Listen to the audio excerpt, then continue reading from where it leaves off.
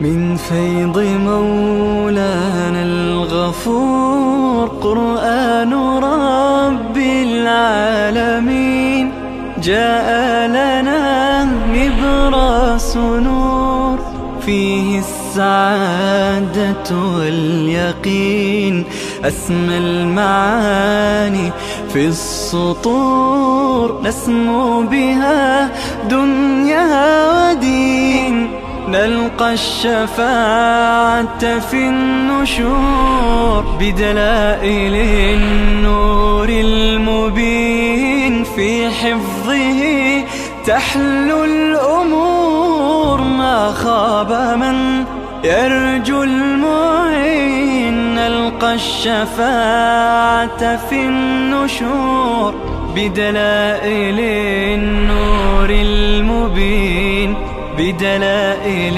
النور المبين.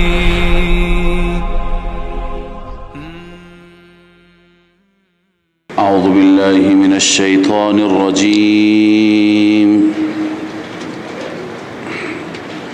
بسم الله الرحمن الرحيم. لن تنالوا البر حتى تنفقوا مما تحبون وما تنفقوا من شيء فإن الله به علیم. ببینید مسیحیان و یهودیان علمای اهل کتاب اصلا چرا ایمان نمی آوردند؟ به خاطر اینکه حب جاه بود و حب مال بود. به خاطر ثمنا قلیلا می گفتن اگر ما ایمان بیاوریم این جایگاه خودمون را از دست میدیم، مرجعیتی که داریم همه مردم به ما رجوع میکنن، ما پیشوا هستیم، ما آخوند مردم هستیم، ملای مردم هستیم. اون وقتی مرجعیت را از دست میدیم به جای مقتدا میشیم مقتدی، به جای پیشوا میشیم تابع. لذا کسی از ما چیزی نمیپرسد، کسی به ما چیزی نمیدهد، اون وقت از کجا بخوریم؟ لذا یکی از موانع عمده و مهم این بود لیشتروا به ثمنا قلیلا. خداوند تعالی اینجا بیان میفرماید که هر کسی میخواهد به بر برسد، به نیکی برسد، به مراتب بر و نیکی برسد، هرگز شما نمیرسید تا زمانی که شما بذل کنید، خرج کنید آنچه که دوست دارید. بهترین مالتون را، با ارزشترین مالتون را باید در راه خدا چی کنید؟ خرج کنید. اینجا اونها خرج که نمی کردن، یعنی باید از این مزایای خودتون شما در گذر باشید، از این درآمدهای خودتون باید شما چی بشید؟ در گذر باشید. این لنگرها را باید ببندید، این آستانهای خودتون را باید تعطیل بکنید، غلام محمد رسول الله بشید. لذا اگر میخواهید که به بر برسید، به نیکی برسید، به فوز و فلاح برسید، لذا الله میفرماید لن تنالوا البر، هرگز حاصل نمی کنید شما بر و حقیقت بر، نیکی را و حقیقت نیکی را، حتی تنفقوا مما تحبون، حتی که شما انفاق بکنید، خرج بکنید، مما تحبون، از آنچه که دوست دارید. بنویسید من نفائس اموالکم و اجلها الیکم، از مالهای نفیس و مالهای ارزشمند. اینجا که کسی بخواد ایمان بیاورد هم باید از این نوع مالها صرف نظر بکند. و ما تنفقوا من شیء فإن الله به علیم، آنچه که شما خرج میکنید از هر چیزی، فإن الله به علیم، خداوند عزوجل هم به اون علیم هست، دانا هست. خب این هم در رابطه با علماء یهود هست، چون در وسط آیاتی هست که روی سخن با علماء اهل کتاب. بعد از این هم کل الطعام کان حلا لبنی اسرائیل، شبهات اونها شروع میشه. قبل از این هم بحث یهود بود، لذا همیش بحث یهود است. لذا این را ما به این صورت حمل کردیم که باید یهود قربانی مالی بدهند، ملاها و آخوندها قربانی مالی بدهند، دکانشون را تعطیل کنند تا اینکه به بر و به فلاح و به رستگاری برسند. خب اما مصداق این آیه ما مسلمانان هم هستیم، ما هم به مراتب بر و به مراتب نیکی و به درجات عالیه نمی رسیم حتی که ما خرج کنیم، بذل کنیم بهترین اموال خودمون را در راه الله. کسانی که مال در راه خدا میدهند سعی بکنن بهترینش را بدهند، ارزشمندترینش را بدهند. ما اگر دو نوع خوراکی در خانه داشته باشیم، دو نوع میوه داشته باشیم، وقتی که مهمان میاد بهترش را میدیم، نه اونی که بهتر هست، کیفیت بالاتری دارد، اون را جلوی مهمان میگذاریم. کسانی که مهمان نواز واقعی باشند، اعزاز مهمان را در نظر بگیرند، این کار را میکنند. لذا وقتی که به خدا میدهیم و در راه خدا میدهیم، همون جنس بنجل را میدیم، اونی که کسی نمیخرد از ما، اونی که هیچ ارزش مالی ندارد، حتی متاسفانه به عنوان زکات، به عنوان صدقه انسان میدهد چیزهایی را که خودش دوست ندارد، خودش مصرف اونها را نمیخواهد. لذا این درست نیست. الله میفرماید شما به بر نمیرسید، شما انسان نیکنام و نیک صفت و نیک خصلت نمیتوانید باشید حتی که قربانی بدید اون چی که دوست دارید. حتی تنفقوا مما تحبون. و این را هم بدانید اینجا خداوند ترغیب به اخلاص میده، و ما تنفقوا من شیء فان الله به علیم. هر چی خرج کنی خدا که میدوند. بله، کل الطعام کان حلا لبنی اسرائیل. از اینجا شبهات اونها شروع میشه و پاسخ داده میشه.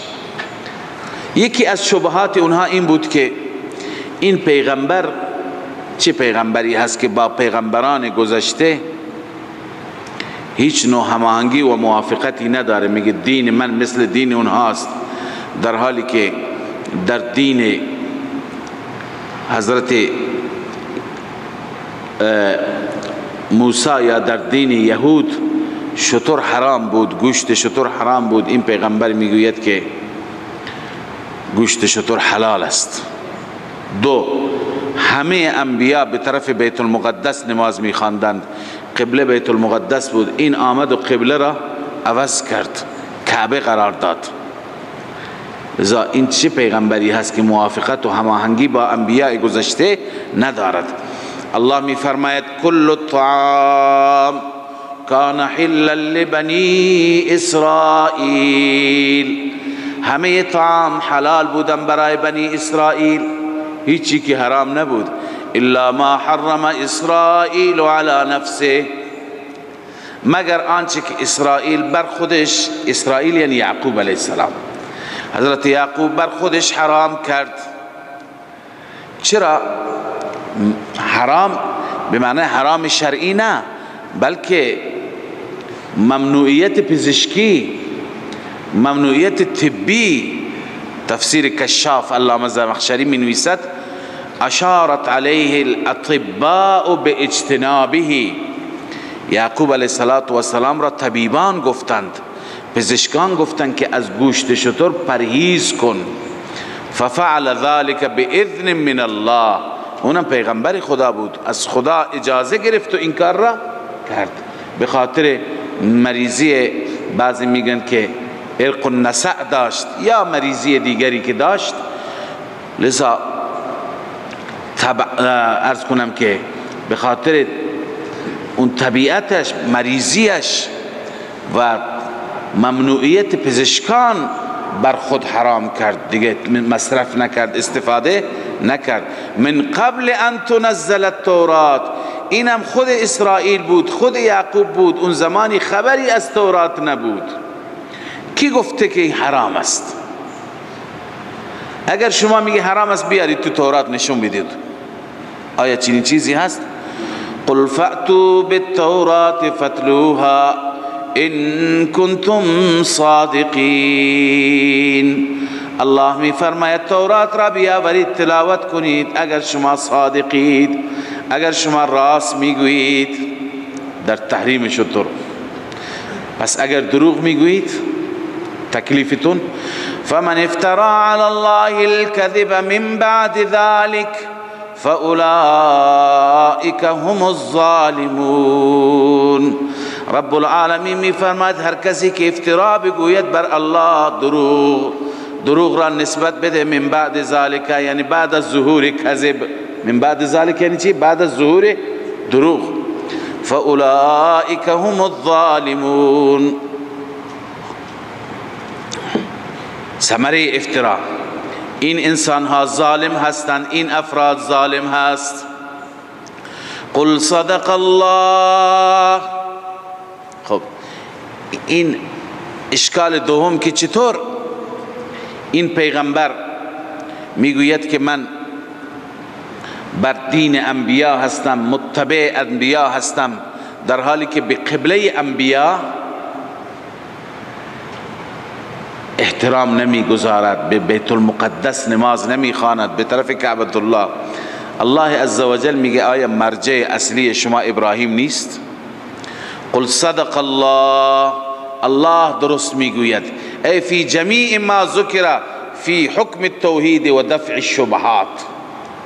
هر چی که خداوند اینجا از ذکر توحید آمده، فی حکم التوحید و دفع الشبهات، در جمیع ما ذکر الله عزوجل کلامش کلام هست، نه سخن شما. فاتبعوا ملت ابراهیم حنیفا. شما پیروی بکنید از ملت ابراهیم، از دین ابراهیم، آن ابراهیمی که حنیف بود، یک سو بود، یک تا پرست بود. و ما کان من المشرکین. تفسیر حنیف، نبود ابراهیم از مشرکان مثل شما همه پرست نبود، بلکه چی بود؟ یک تا پرست بود. اما شبهه دوم که حضرت رسول الله صلی الله علیه و سلم چرا بنیان گذاشت؟ چرا به طرف بیت الله نماز میخواند؟ الله عزوجل میگه اولین بیتی که خدا گذاشته روی زمین بیت الله هست. چطور شما میگویید که به طرف بیت الله چرا نماز میخواند و بیت المقدس نماز نمیخواند؟ ان اول بیت وضع للناس. بدرستی که اولین خانه‌ای که وضع للناس برای مردم گذاشته شده، للذی ببکة مبارکا. البته اون خانه‌ای هست که در مکه هست، مبارکا در حالی که با برکت است، و هدی للعالمین. اون بخانه‌ای که هدایت هست برای عالمیان. بکه نامی هست از نامهای مکه. لذا این خانه، خانه مبارک، خانه‌ای که در او برکات است. اولا در رابطه با تاریخ مکه و بیت المقدس یا تاریخ بیت الله و بیت المقدس کوتاه خدمت شما عرض کنم که اون چه که معروف هست، بانی خانه کعبه سیدنا ابراهیم علیه السلام هست، در حالی که در روایت ها هست که روزی که خدای عزوجل زمین را نهاد، بعد از خلق زمین آدم را درست کرد، اولین بانی حضرت آدم علیه السلام است. اما طبق یک روایتی که ما داریم، اگر به اون روایتی که سیدنا آدم بوده اون را نادیده حتی بگیریم، همون بانی کعبه ابراهیم که بوده، باز هم خانه کعبه قبل از بیت المقدس درست شده، چون که حضرت سلیمان بیت المقدس را که درست کرد بازسازیش کرد. قبل از اون بیت المقدس درست شده بود. قبل از اون بیت المقدس توسط چه کسی درست شده بود؟ اولا حدیث را میخوانم که ابو ذر رضی الله تعالی عنه میگوید عن ابی ذر قال سألت رسول الله صلی الله علیه و سلم، من از رسول الله صلی الله علیه و سلم سوال کردم عن اول مسجد وضع فی الارض، اولین مسجدی که روی زمین گذاشته شد یا رسول الله کدوم مسجد هست؟ قال المسجد الحرام، مسجد حرام است. پس اولین مسجد مسجد حرام است، اولین بیت هم بیت الله است. در حدیث و در روایت می آید که بین بیت الله و بیت المقدس 40 سال فاصله است. بین بیت الله و بیت المقدس چند سال فاصله است؟ 40 سال. پس یک صورت همینه که حضرت آدم علیه السلام اول بیت الله را بنا کرد، 40 سال بعد از اون بیت المقدس را در سرزمین شام بنا کرد. یک صورت اینه، یک صورت اینه که بنای آدم را اعتبار نکنیم. اولین بانی بیت الله حضرت ابراهیم و اولین بانی بیت المقدس نوه ابراهیم حضرت یعقوب است.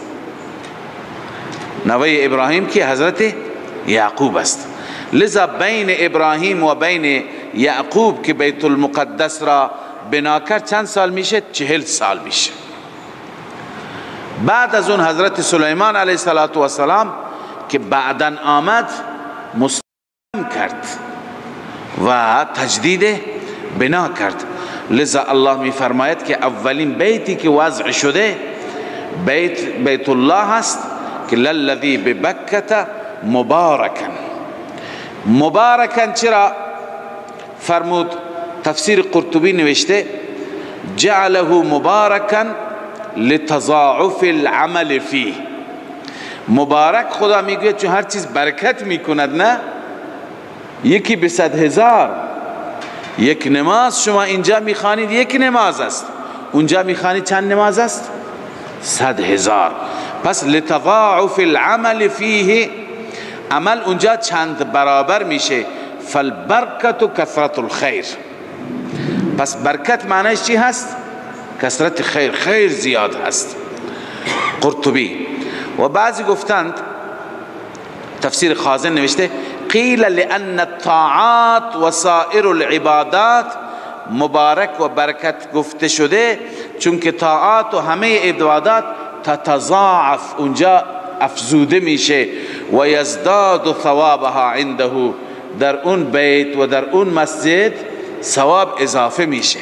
خب بازم همون برکت شد.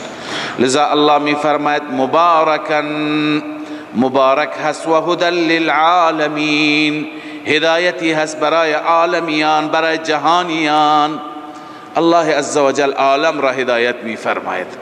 واقعا باعث هدایت خیلی انسان ها هستند که می روند تا چشمشون به بیت الله می افتد، چنان عظمتی دارد، چنان جلالی دارد که بعد از این دل این انسان ها برای همیشه گرویده میشه. هر وقتی که می آیم بر می گردن تمنایشون اینه که دوباره برند. لذا این باعث هدایت است. افرادی که می روند واقعا حج هدایت است. کسانی هستند که به بیت الله می روند، بعد از اون می بینیم که دست از گناه و دست از معاصی و منکر می کشند. بس و هدی للعالمین، هدایتی هست برای عالمیان. فیه آیات بینات مقام ابراهیم. الله می فرماید در آن آیاتی هست واضح، از جمله اون آیات مقام ابراهیم هست. مقام سیدنا ابراهیم از یادگارهای ابراهیم است.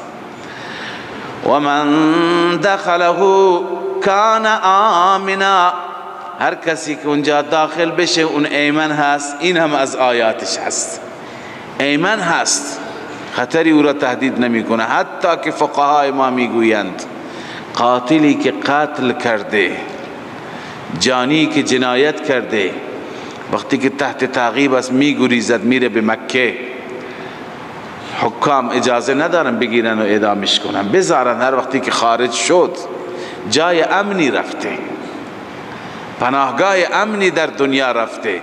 و من دخله کان آمنا. با توجه به همین آیه امام ابو حنیفه رحمه الله استدلال میگیره، هر کسی که داخل بشه کان آمنا، ایمن هست، اون یعنی در امان هست.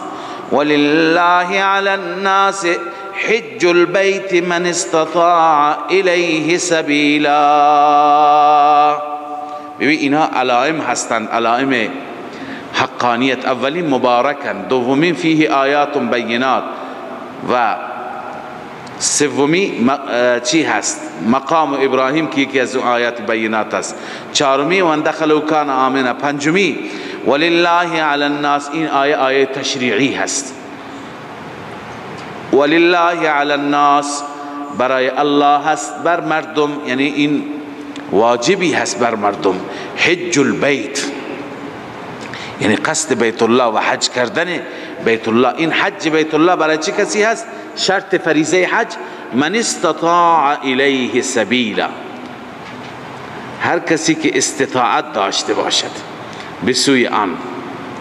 سبیلا این بدل هست از علی الناس. ولله علی الناس سبیلا، این راه حج بر مردم چی هست؟ راه حج. سبیلا سبیل الحج، راه حج است کسی که استطاعت و توانایی مالی داشته باشد. و من کفر فإن الله غنی عن العالمین. اما هر کسی که کفر بکند، اون از الله عزوجل از همه عالمیان غنی هست، نه تنها از او. ببینید و من کفر به چه معنی هست؟ یا به معنی کفر است یا به معنی کفران است. کفر یعنی کفر کردن به خدا، انکار، و کفران به معنی ناسپاسی. خب بعضی گفتن مراد از کفره انکار فرضیت حج است. و من کفره یعنی هر کسی که کفر بکنه بگه نخیر حج فرض نیست، حج لازم نیست. خب این انسان واقعا چی میشه؟ کافر میشه. و بعضی گفتند که کفره به معنی کفران است، ناسپاسی، یعنی این نعمتی که خدا بهت داده، سلامتی هست، مال هست، تندرستی هست، فراهم شدن راه بیت الله هست، باز هم به حج نمیری، این کفرانه، ناسپاسی است. خدا هم به تو نیازی نداره. فإن الله غنی عن العالمین، از تو نه از همه عالم تو خدا بی نیاز است. این معنی هست اگر به معنی چی باشد؟ کفران. اما اگر به معنی کفر باشد یعنی هر کسی فریضه حج را منکر باشد او کافر است. این آیت بفرماید تفسیر مدارک چه نوشته؟ و یجوز ان یکون من الکفران، ممکن است که این کلمه از چی باشد؟ کفران. ای و من لم یشکر ما انعمت علیه، کسی که شاکر نباشد اون نعمتی که من رب العالمین بر اون عنایت کردم، من صحت الجسم و سعت الرزق ولم یحج، جسمش سالم، رزقش فراوان، راه هموار، بازم حج نمی کند، این کفران هست. واقعا انسان هایی که دارند، هم سلامتی جسم دارند هم سلامتی مال دارند، این انسان ها که به حج فرض نرفتند و نمی روند، این کفران و ناشاکری بسیار بزرگی هست. اون وقت خدا به اینها نیازی هم ندارد. فإن الله غنی عن العالمین. خب پس این شبهات اهل کتاب جواب داده شد. کی گفته که شتر حرام بوده؟ خداوند آیت در تورات حرام کرده، بیاری نشان بدید. قل فاتوا بالتورات. و درباره بیت الله اولین خانه خدا هست، مگر ابراهیم را شما قبول ندارید؟ مقام ابراهیم در اون هست، علائم ابراهیم و یادگارهای ابراهیم هست. اگر ابراهیمی هست این پیغمبر، پس قبله هش هم باید قبله چی باشد؟ ابراهیمی باشد. بنابراین شبهات اونها پاسخ داده شد. الان چیزی برای اهل کتاب در گذشته هم شما در طول این سوره خواندید که شبهات مسیحیان نجران پاسخ داده شد، علماء یهود هم پاسخ داده شد، اینجا هم پاسخ داده شد. پس ما بقی موضع شبهه، جای شبهه و سؤالی نمانده. اکنون خداوند میگه بیشتر از این ضد نکنید. خداوند زجر به میفرماید چرا کفر میکنید؟ چرا مردم را از راه خدا باز داشتید؟ چرا در دلها شک و شکوک ایجاد میکنید؟ الله میفرماید قل یا اهل الكتاب، بینی سپانیش عناد قوم با وجود این دلائل. قل یا اهل الكتاب، اعلام بفرما ای رسول الله صلی الله علیه و سلم، ای اهل کتاب، ای آخوندهای کتابی باسواد، لم تکفرون بآیات الله. دو تا مرض داشتن، یکی ضلال یکی اضلال. خودشون گمراه بودن، دیگران را هم گمراه میکردن. این بیان ضلال هست. لم تکفرون بآیات الله، چرا شما کفر میکنید به آیات الهی، آیاتی که الله نازل فرموده. والله شهید علی ما تعملون، فکر میکنی خدا اعمال شما را نمی بیند؟ الله گواه است بر آنچه که شما عمل میکنید. بنویسی پایینش فیجازیکم، بر این عمل کرد شما خدا شما را پاداش میده، جزا میده. لذا چرا شما کفر میکنید به این خدا؟ چرا منکر پیغمبرش هستید؟ چرا منکر توحیدش هستید؟ این مرض اول ضلال. و مرض دوم قل یا اهل الكتاب لم تصدون عن سبیل الله، ای اهل کتاب، ای ملاهای کتابی، لم تصدون، چرا مردم را باز می‌دارید از راه الله؟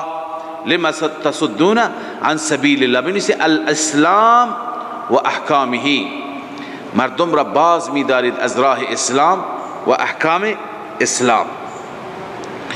چطور مردم را باز می‌دارید؟ کان صدهم عن سبیل الله بالقاء الشبه و الشکوک. باز داشتن از راه خدا چی بود؟ شبهات و شکوک را القا کردن، انداختن. فی قلوب الضعفة من المسلمین، در قلب مسلمانان ضعیف، در قلب مسلمانان ضعیف اینها شبهات می انداختند.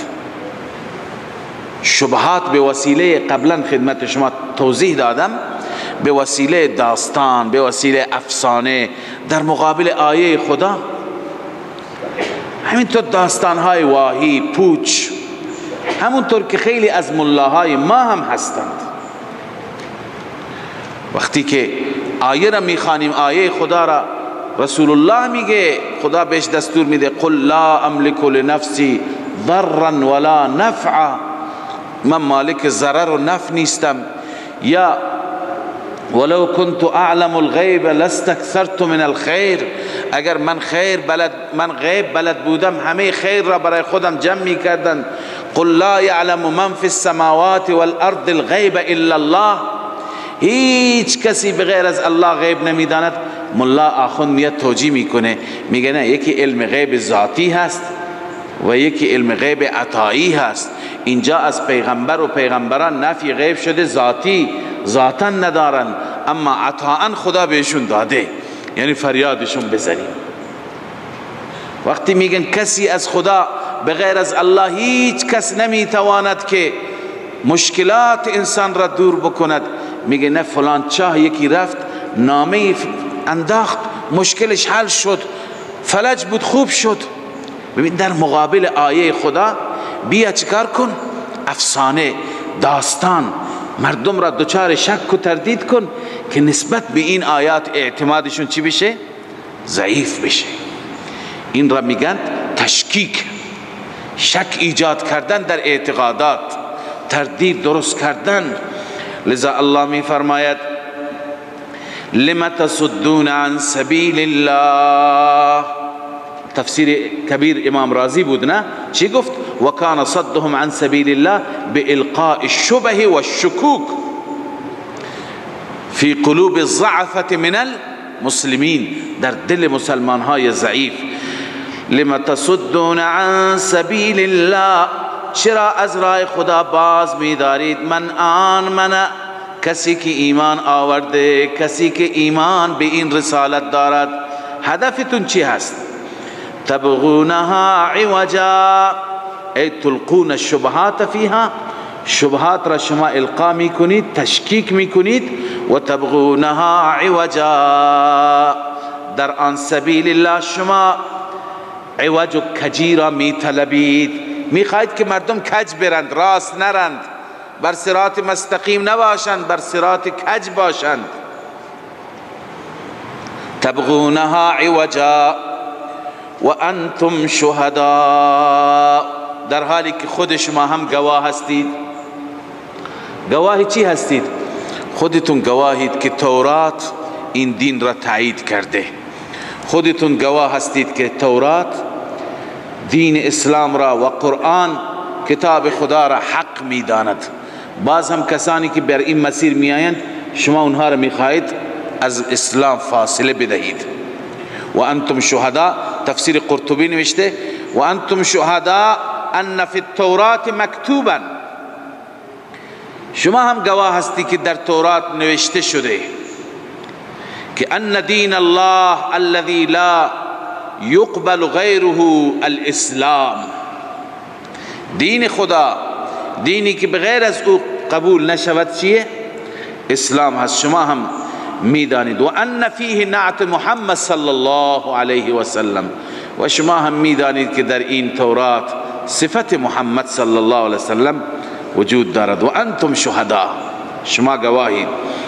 الله می فرماید وما الله بغافل عما تعملون، رب العالمین غافل نیست از آنچه که شما عمل میکنید، از اعمال شما غافل نیست. فیجازیکم، شما را چی؟ جزا میدهد، شما را پاداش میدهد، شما را به بدترین عذاب گرفتار میکند که شما که هم گمراهید هم گمراه میکنید. اما خداوند عزوجل اینجا مسلمانان را، کسانی که ایمان آوردن، اینها را برحذر می‌دارد که شما از این اهل کتاب حرف شنوی داشته نباشید، به سخنان پوچشان توجه نکنید. اینهایی که کارشان تشکیک است، این آخوند و ملایی که کارش القاء شبهات است، میخواهد در شما تردید ایجاد کنه نسبت به توحید، نسبت به یکتاپرستی، نسبت به مسیر حق. شما توجه نکنید. الله می فرماید یا ایها الذین آمنوا ان تطیعوا فریقا مقاطع عن الكفار، ای مؤمنان اگر شما اطاعت بکنید، بنویسید اعتقادا و عملا، اگر اعتقادا و عملا اطاعت کنید، فریقا من الذین اوتوا الكتاب، گروهی را از کسانی که کتاب داده شدند. اینا کی هستند؟ و هم الذین یلقون الشبهات، کسانی که شبهه القا میکنند. اگر شما از اینها اطاعت کنید، یردوکم بعد ایمانکم، ثمره اطاعت، آنها شما را برمیگردانند بعد از ایمانتان کافرین، شما را برمیگردانند کافر، برمیگردانند یعنی اعتقادا و عملا شما کافر میشید. و کیف تکفرون، چگونه شما کفر میکنید؟ و انتم تتلا علیکم آیات الله، در حالی که بر شما تلاوت میشه آیات الهی. این معنی اول، نباید کفر بکنیم، آیات خدا داریم، کتاب خدا داریم. و فیکم رسوله، و در میان شما رسول خداست. و فیکم رسوله، بله رسول در میان شماست. وقتی که رسول را دارید، اون وقت شما چی میخواید؟ ببین رسول الان در میان ما نیست.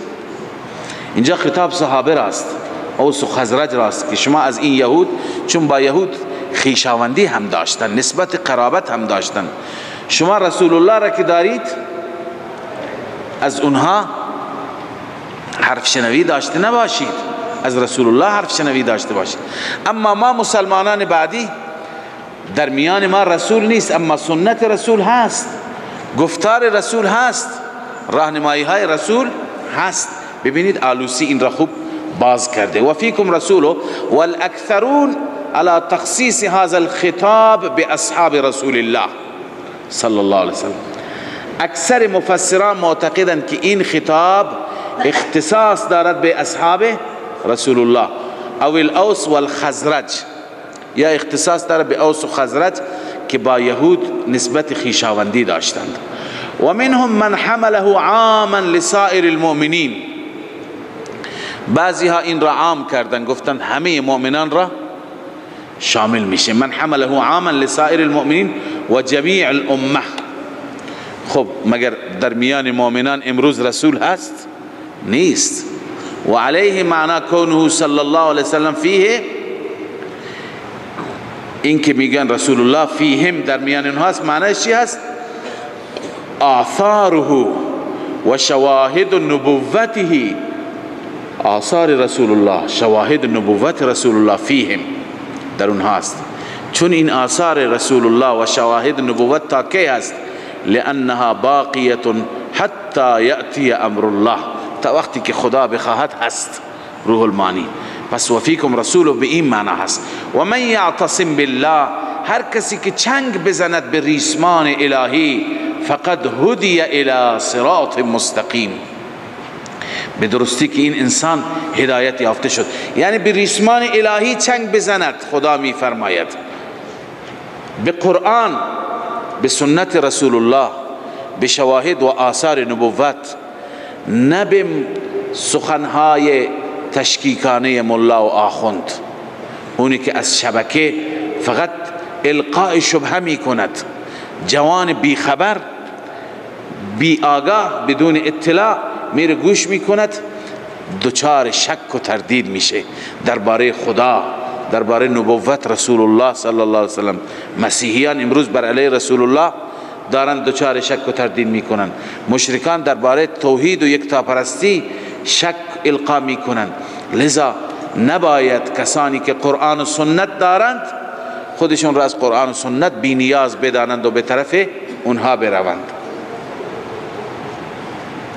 و من یعتصم بالله، هر کسی که به خدا چنگ بزند، اون بر هدایت، بر صراط مستقیم هدایت زن و هدایت یافته و گامزن هست.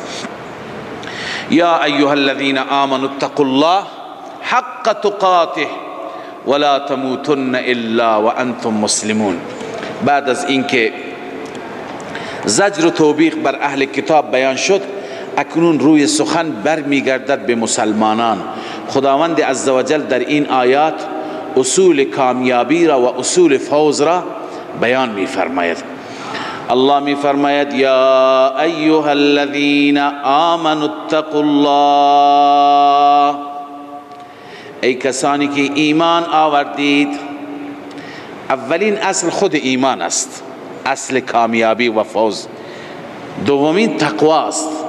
الله می فرماید ای مؤمنان اتقوا الله حق تقاته، از الله بترسید حق ترسیدن. هرچی که حق ترسیدن است از خدا بترسید. یک آیه دیگری داریم فاتقوا الله ما استطعتم، هرچی میتوانید بترسید. شاه ولی الله رحمه الله هم این مطلب را نوشته که بظاهر این دو تا آیه با هم تعارضند. اونجا به ما گفتند خداوند که به اندازه توانتون از خدا بترسید، توان شما اعتبار دارد. اینجا گفته که فاتقوا الله حق تقاته، حق ترسیدن را بترسید. حق ترسیدن شاید از توان ما خارج باشد. مثلا فاتقوا الله ما استطعتم معنیش چیه؟ حق تقاته معنیش چیه؟ حضرت شاه ولی الله اینجا تفکیک کرده، جدا کرده. حق تقاته در باب عقاید است.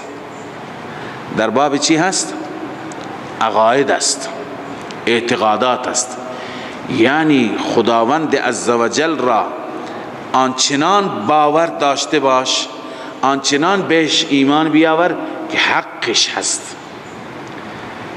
این دیگه در توان هر مسلمان هست که خداوند را واحد بدان در ذات، در صفات مختصه، هیچ کسی شریکش نیست، نه در خالقیت، نه در مالکیت، نه در رازقیت، نه در تدبیر و تصرف، نه در معبودیت و الوهیت، نه در علم غیب، نه در نافع و ضار بودن، نه در حاضر و ناظر بودن، نه در مشکل گشا و حاجت روا بودن. این صفاتی که مختصه هستند، حق تقاته، حق ترسش اینه که در این صفات، در اصول، در عقاید، اون چی که حق خداست تو باید باور داشته باشی. این آیه در توان هر انسان هست یا نیست؟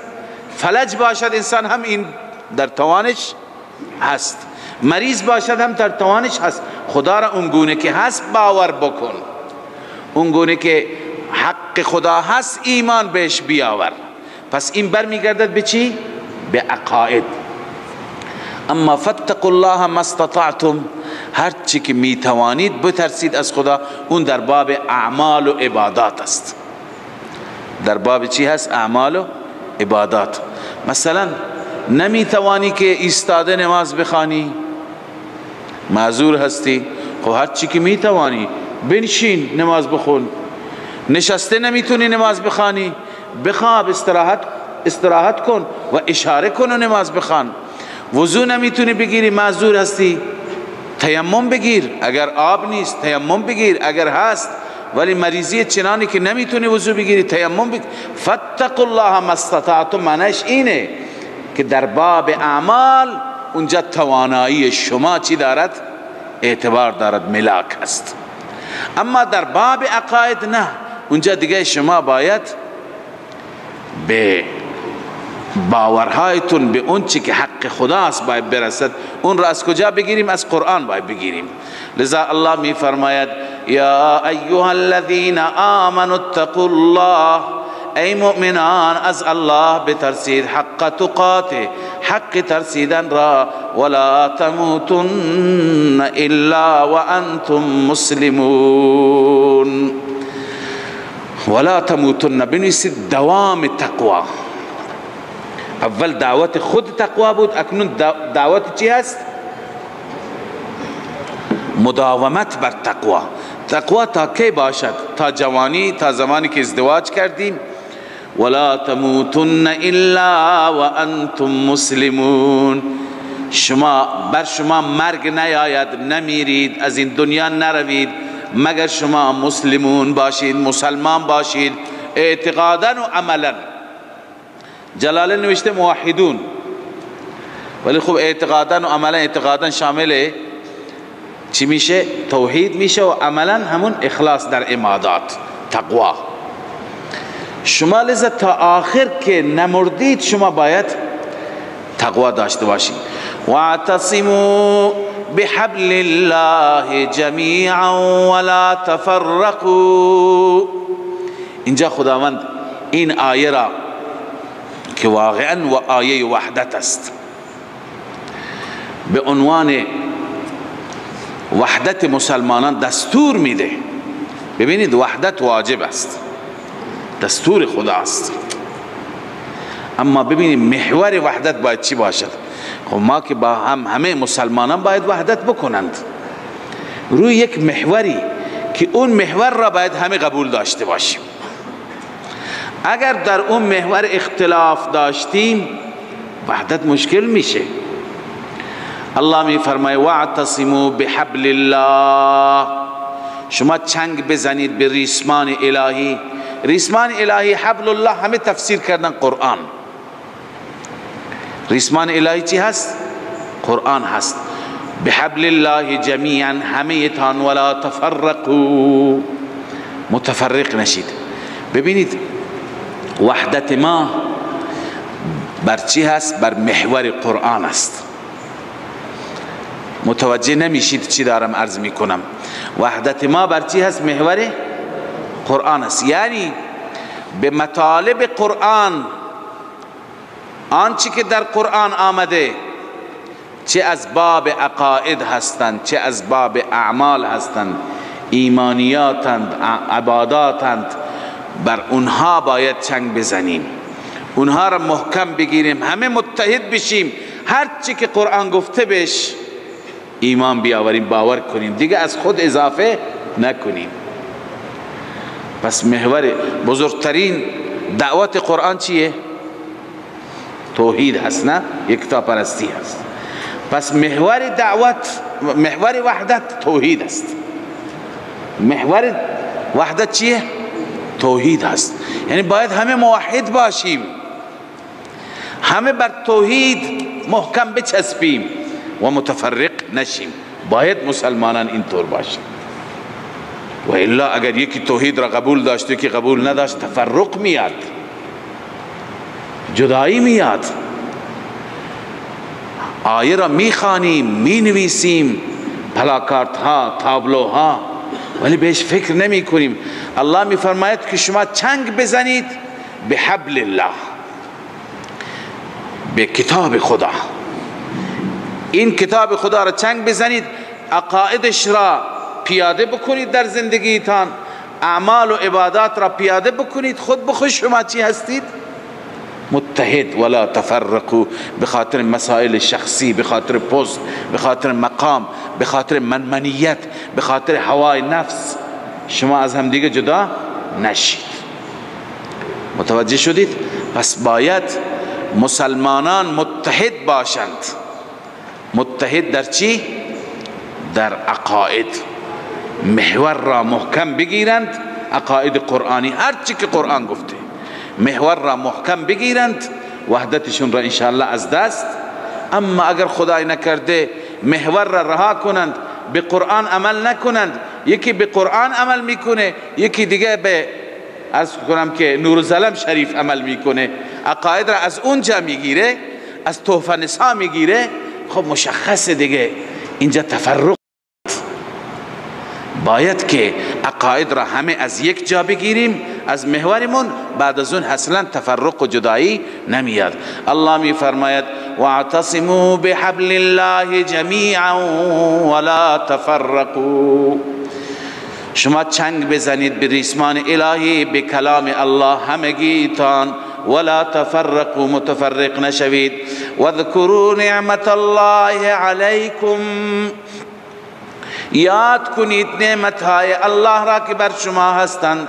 اذ کنتم اعداء، زمانی که شما دشمن بودید، فالف بین قلوبکم، الله الفت ایجاد کرد. بنویسید بالاسلام، الله به برکت اسلام الفت ایجاد کرد بین دلهای شما.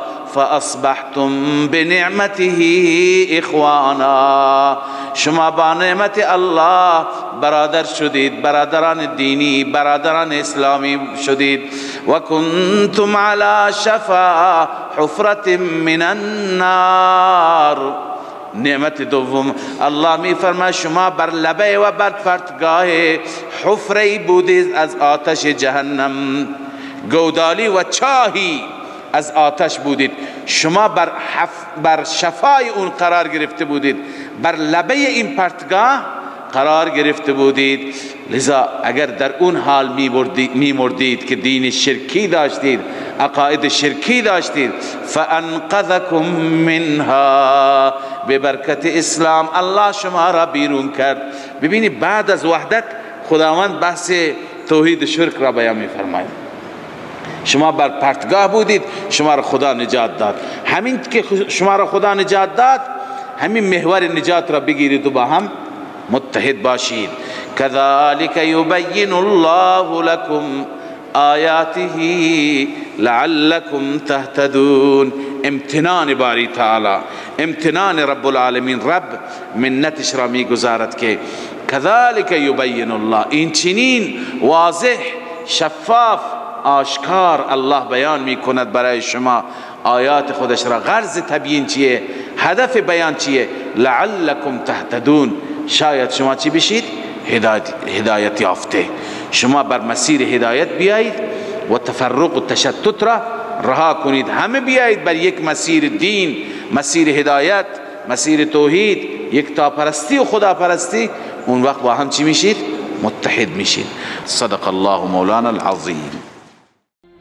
من فيض مولانا الغفور قرآن رب العالمين جاء لنا نبراس نور فيه السعادة واليقين أسمى المعاني في السطور نسمو بها دنيا ودين نلقى الشفاعة في النشور بدلائل النور المبين في حفظه تحلو الأمور ما خاب من يرجو المعين نلقى الشفاعة في النشور بدلائل النور المبين بدلائل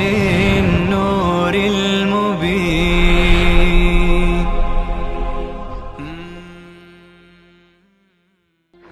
من فيض مولانا الغفور قرآن رب العالمين جاء لنا نبراس نور فيه السعادة واليقين